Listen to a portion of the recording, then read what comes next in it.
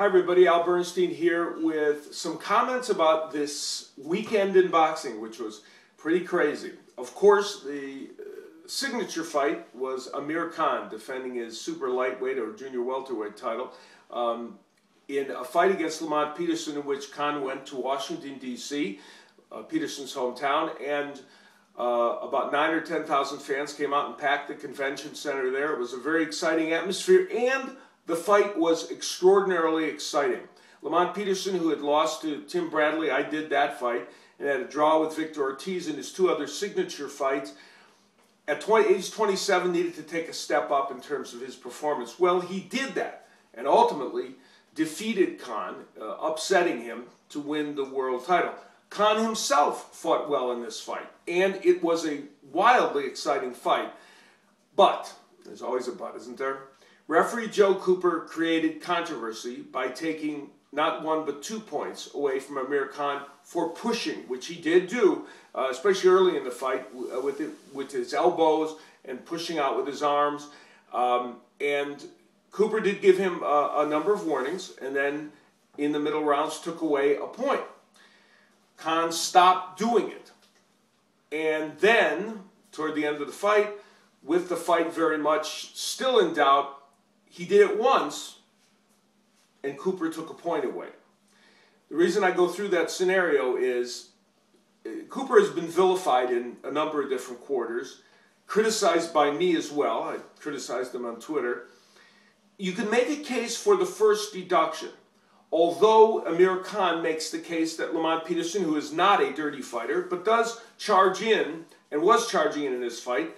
There were many times where it seemed like his head was right there in front of Khan, and Khan was kind of holding it, and a couple times when he came in, he was pushing him up. Now, I think Khan probably may have deserved that first deduction.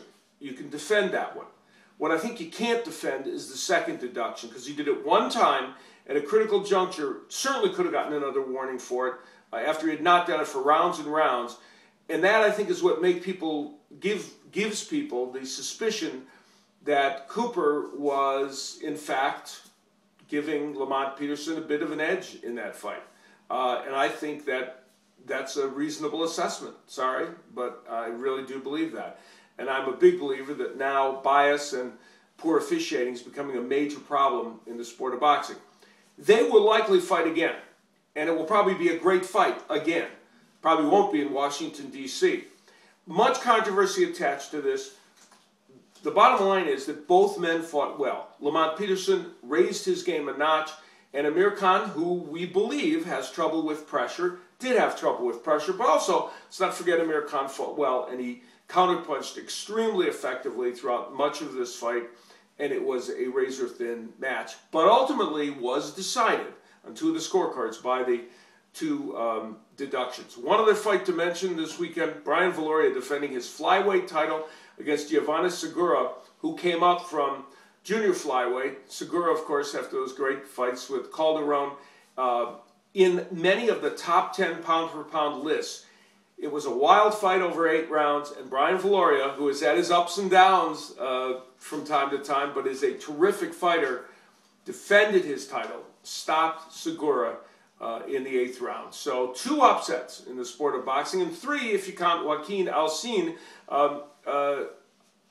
defeating David Lemieux in Canada in what turned out to be an upset as well, and a very interesting fight in that burgeoning boxing scene in Canada. So this weekend, quite intriguing. The ramifications from the Khan-Lamont Peterson fight, certainly not done yet. We're likely to see them in the ring again, but among the many things it's done, it certainly put to rest the idea that Khan would fight Floyd Mayweather Jr. sometime mid-year. So that's the weekend in boxing. It was quite intriguing.